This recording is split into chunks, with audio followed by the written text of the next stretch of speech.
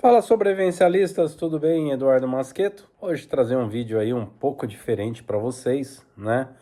Mas ele tem muita ligação aí com a sobrevivência e outros assuntos, aqueles que se interessam por AI, pela tecnologia atual. Então eu resolvi fazer um videozinho aí um pouquinho diferente hoje. Esse vídeo, aliás, na verdade, esse texto eu acabei criando para o meu site, meu Substack, Bunker Life. E esses dias aí a gente teve uma conversa aí, um bate-papo aí no nosso grupo e surgiu esse medo, esse terror aí sobre o AI, né? Sobre o que pode fazer a inteligência artificial nos dias de hoje, né? Inclusive tem a frase aí do nosso amigo, muitos aqui já conhecem ele, de vídeos sobre armamento, sobre o mundo armamentista, né? O canhoto armamentista.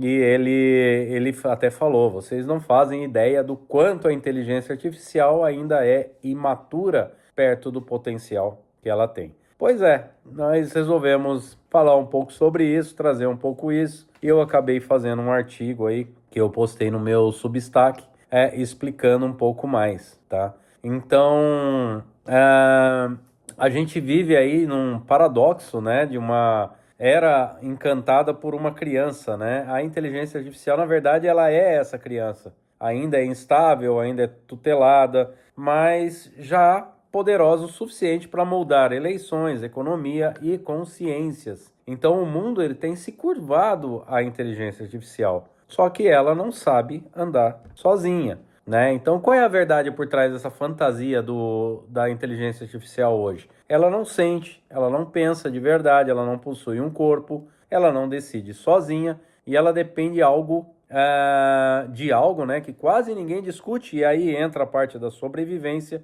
que é a energia em larga escala, né? Ou seja, essa criança que tem assustado o mundo ainda vive ligada a um respirador artificial chamado data center. E só que para ela funcionar 24 horas por dia, o que que é necessário? Milhares de quilowatts por hora, ar-condicionado industrial, servidores dedicados, tudo para manter vivo, né, essa inteligência artificial, né? E ela, ou seja, ela precisa ser resfriada, ela precisa estar fria, senão não tem como, né? Ou seja, ela não pensa sozinha, mas consome mais energia do que bairro inteiro por hora, ou às vezes até uma cidade, né? A inteligência artificial ela não sente sede, mas ela depende de milhões de litros de água para não ferver por dentro, né? Ou seja, sem energia o tempo todo, ela simplesmente apaga, ela dorme, né? Sem água ela queima, sem humanos ela para de funcionar e ainda assim fingimos que ela já é um deus, né? Então, para entrar nesse assunto, a gente fala um pouco da Nvidia, que ela é o novo titã do século 21, né? Quem é que está se beneficiando com tudo isso hoje em dia? É a Nvidia, né? É uma empresa que fazia placas de vídeo, né, para gamers lá atrás, e hoje é o coração do AI global, né? Os chips que eles fabricam alimentam os modelos mais poderosos do planeta, são os cérebros físicos da revolução artificial e cada um depende de uma infraestrutura energética e hídrica monstruosa para funcionar. Então a Nvidia ela acabou se tornando mais poderosa que muitos estados soberanos e poucos perceberam isso, né? Ou seja, ela não precisou de tanques nem de votos. Ou seja, é só ela continuar vendendo o poder de pensar por nós, né? E nessa discussão toda, eu acabei envolvendo até meu filho, né? E ele acabou me perguntando, né? E se a inteligência artificial começar a criar com base no que ela mesma já criou, não vai começar a piorar? Vai, ela vai sim, né? Esse é o maior risco, uma inteligência artificial desconectada da vida real, ou seja, da realidade, ela começa a reciclar o que? A si mesma. Ela começa a pegar tudo que ela criou e ela começa a recriar em cima das coisas que ela criou, né? Ou seja, se ela não tem contato com o mundo, se ela não tem contato com o ser humano, simplesmente ela vai se deteriorando, né?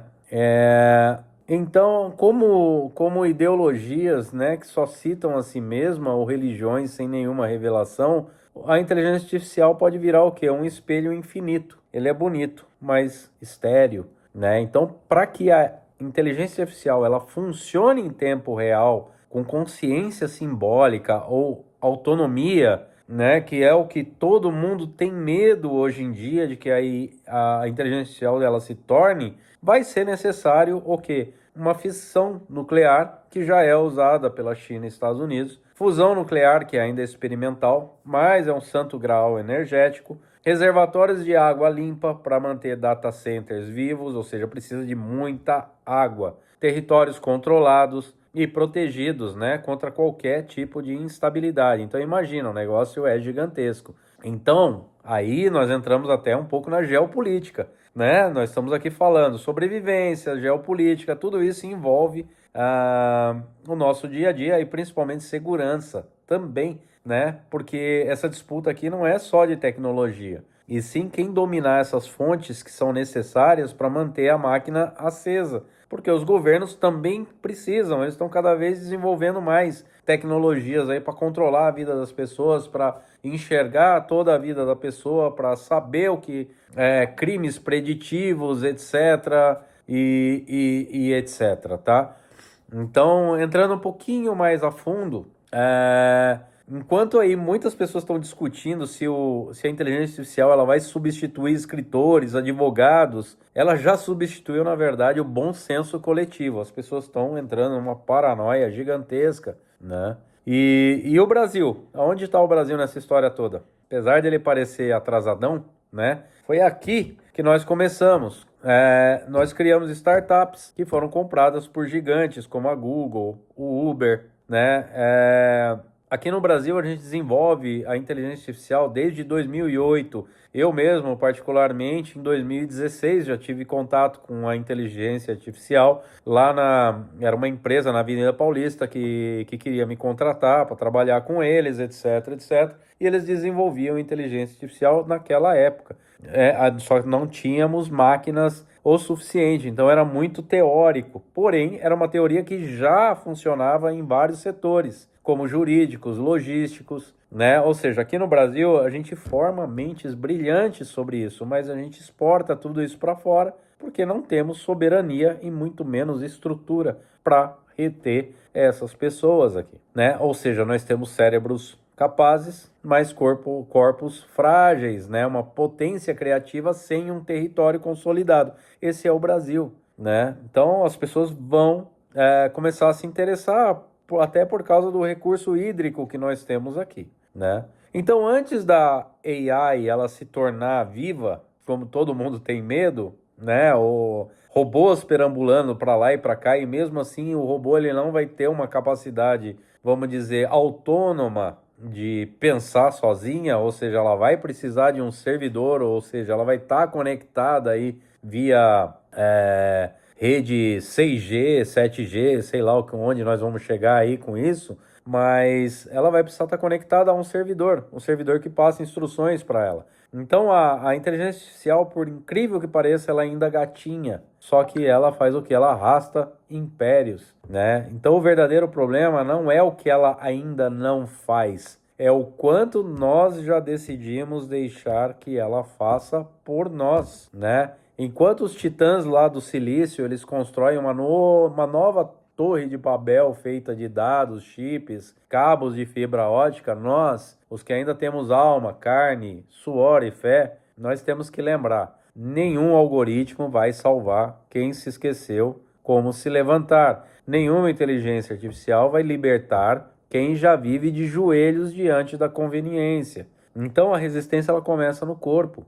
E essa é a missão da Confraria do Tiro e também do Bunker Life, onde eu escrevi o texto, né? Que não é ser contra a tecnologia, mas é ser contra a rendição inconsciente à máquina, né? Porque antes da inteligência artificial, sonhar com liberdade, nós precisamos reaprender a merecer essa liberdade, né? Então é sobre isso que nós estamos falando, né? Isso é uma questão de sobrevivência. Se você não entender o funcionamento da inteligência artificial e também entender que ela vai ocupar um espaço gigantesco na vida das pessoas, o melhor passo para tudo isso é entender como nós podemos continuar vivendo sem dependência da inteligência artificial, né?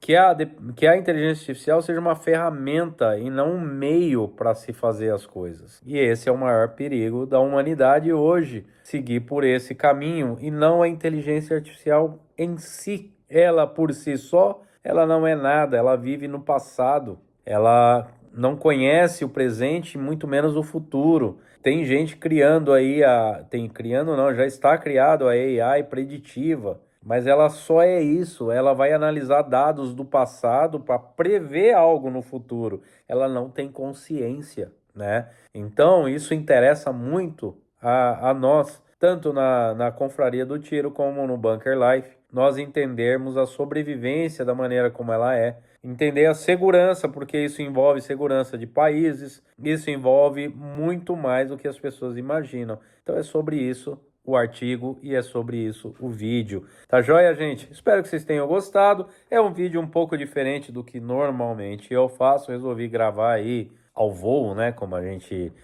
falava lá na Itália. Então é isso aí. É uma gravação espontânea, gravação rápida para todos vocês. Espero que vocês gostem. Se vocês tiverem curiosidade de ler o texto, é basicamente parecido aqui com o que eu falei para vocês, mas ele está lá no Substack, na página com o meu nome, Eduardo Masqueto. Tá joia? Se vocês não souberem escrever meu nome, eu deixo aí na descrição do vídeo. Valeu, abraço, gente!